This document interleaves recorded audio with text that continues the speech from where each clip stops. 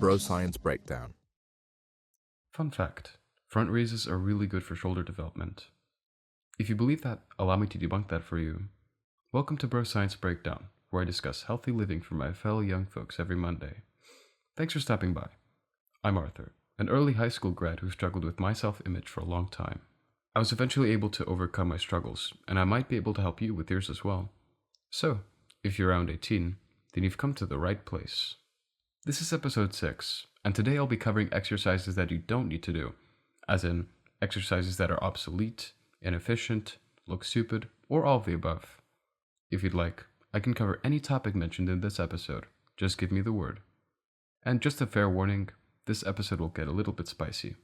First up, any isolation movement targeting front delts, specifically front raises. Yeah, I know. I consider isolating this whole muscle unnecessary and have a very good reason for it. I mean, for most people, movements like bench and overhead press already target the front delts sufficiently. Hell, lateral raises also target the front delts to a certain degree. So in short, unless you have a severe imbalance in your front delts or are an athlete that needs that overhead strength, then I suggest skipping doing front raises. Or if you have massive pecs that eclipse your front delts. This next one I see people doing all the time in the gym. Feet elevated bench press. If you don't know what I'm talking about, it's a really strange variation to bench press. It's like a match made in Alabama between weightlifting and yoga. On barbell or free weight bench, some people put their feet on the end of the bench, or, in some cases, they put their feet up like an ab exercise. I mean, they have some benefits, but they're basically moot. Some people like this variation because of the isolation on the chest, but I mean at that point just do pec flies. You have at least 3 options to choose from. What's the point of benching if you're just going to isolate the chest? It's a compound movement, not an isolation exercise. Not gonna lie, this variation is inherently flawed. First, seeing as you can't load up as much weight as you can with regular bench, it prevents progressive overload. This is really important for muscle building, especially so for compound movements like bench and rows. Second, seeing as your feet are off the ground, it creates a lot more tension in the shoulders. For people with shoulder issues, it's pretty dangerous, not gonna lie. Just avoid this exercise. The next exercise I advise against is the dumbbell external rotation. I see this done at my gym a lot, and despite it having potential, many people do it in a way that's pretty counterproductive. So dumbbell external rotations are supposed to work all 3 heads of your shoulder, indirectly work your triceps, and improve shoulder mobility, which is a pretty common reason why people do it. It's a pretty good warm-up, but only if you move the dumbbell up and down. If done side to side, as I commonly see, it practically does nothing. Seeing as gravity goes down, it doesn't provide the correct resistance in order to work the muscles it's supposed to. Newton didn't discover gravity for you to ignore it. Not gonna lie, I tried the incorrect variation several times just to see what the fuss was about. Each time I did it, I didn't feel that much in my shoulders, and overall, it felt like a waste of time and energy. Probably a collective 30 minutes wasted on this stupid variant. Honestly, if you still insist on doing external rotations side to side, then just use cables. They provide resistance in the correct direction, and may even be better than dumbbells, seeing as there's constant tension. This next one is a method of training, and it may seem fine at first, but it's pretty obsolete. Super slow reps. Generally, slower and more controlled eccentrics, or the lowering phase of reps, are pretty good. However, super slow reps are reps that take 10 seconds or longer to complete, which is pretty unnecessary. First, seeing as you need really light weight to train with super slow reps, it takes a lot of tension from the muscles. Also, seeing as you have to use lighter weight for super slow reps, it removes the potential for progressive overload, which is really important for compound movements like bench and rows. Plus, there is less muscle activation, which just leads to more crappy results. Honestly, the worst part of this is that it's a time waster, and should be especially avoided for people who don't have a lot of time in the gym. So in short, don't be a snail. Take 4 seconds maximum to complete a rep. Then there are the behind the neck lat pull downs. I know this will ruffle a lot of feathers because Arnold did it, but guess what? Arnold was known to provide bad information to ruin his competition.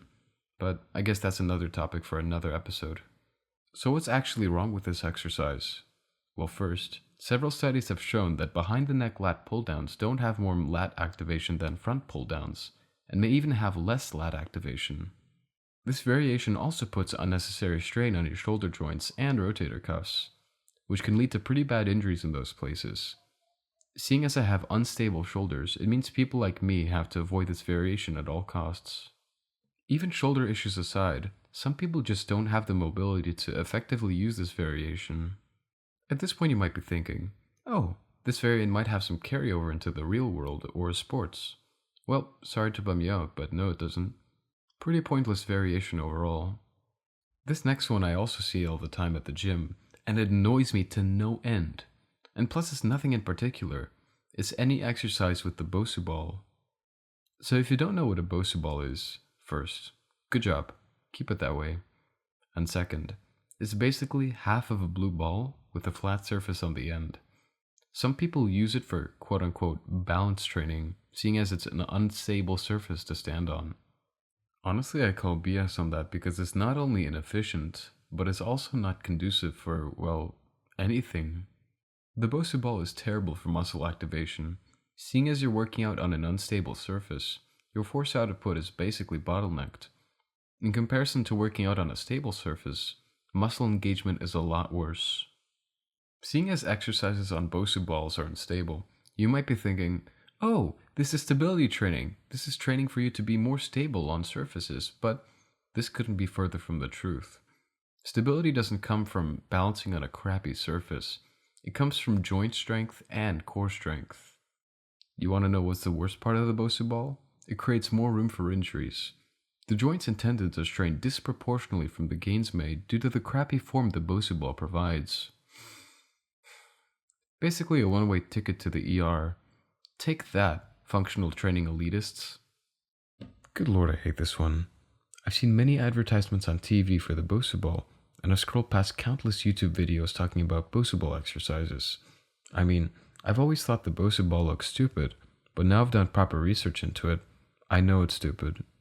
Whew, sorry for that rant. I just had to get it out of my system. Man, I really do hate the Bosu ball.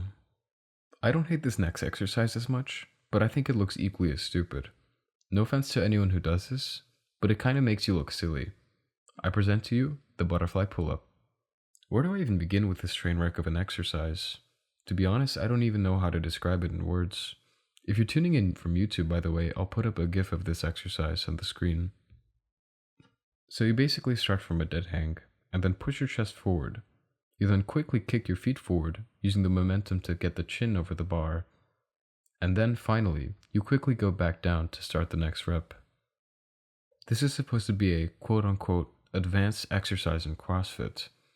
It's supposed to make pull-ups more efficient when incorporating them in your workout. However, I have very serious issues with their efficacy. Very, very serious. Seeing as this pull-up variation relies very heavily on the momentum of your swing, you're basically working on the wrong parts. Tension is taken from the lats, the biceps, and the upper back, and it's shifted to the core and hips. Now mind you, these muscles are critical for pull-up strength, so it's kind of like pissing in the wind. And then there's the risk of injury. To perform butterfly pull-ups correctly, you need to jerk your body in an unnatural way. It creates a lot of stress on your shoulders, rotator cuffs, and connective tissues. Plus, considering how fast you're dropping back down, it puts a lot of pressure on the joints rather than the muscles. And what's even the point? Just to look like a fish out of water? Functional training is supposed to make your older years more comfortable, yet this exercise seems to accelerate the deterioration of your body. You know, I've thought about trying butterfly pull-ups just for the hell of it. However, seeing as my shoulders are already unstable, I've got a feeling I'll get some injuries from even just one set. I have nothing more to say about this, just avoid it. Alright, I got 2 more exercises on the chopping block. Next up is an exercise I used to think was cool, though I now know is pointless. Renegade rows. You basically set up your body into a push-up position, holding a dumbbell in each hand. You then pull one dumbbell to your ribcage while maintaining the push-up position. As baller as this exercise might look, it's pretty ineffective for what it's supposed to target. First, seeing as you're planking while doing rows, it makes your position pretty unstable. It prevents you from using heavy weights, limiting progressive overload potential. Literally any stable row variation allows for progressive overload, making them far better candidates for strength and muscle growth. The plank position also shifts some focus from the back onto the core. You're literally sacrificing gains while also getting more tired at the same time. Plus, the range of motion is terrible. Poor range of motion, less hypertrophy, and more exhaustion. Please avoid this row variant. The final exercise I'll be yapping about is the waiter curl. This is the participation trophy of curl variants. You basically hold on to one end of the dumbbell like you're cupping a bowl, and curl like that. Not really much to say here, to be honest. It targets the long head of the bicep, but there are far better exercises for that niche. Given the weird grip, you can only use light weights. Hammer curls achieve a far better result because you can progressively overload while targeting the long head. Waiter curls also have pretty crap range of motion. The way you hold a dumbbell prevents you from fully extending your elbows at the bottom of the rep. Exercises like spider curls and incline curls give you way better range of motion. Plus, some dumbbells don't even have flat ends, which sort of prevents you from doing this variation. Honestly, waiter curls are just a gimmick exercise. There are far better curl variations out there. Thanks for listening all the way through. It means a lot.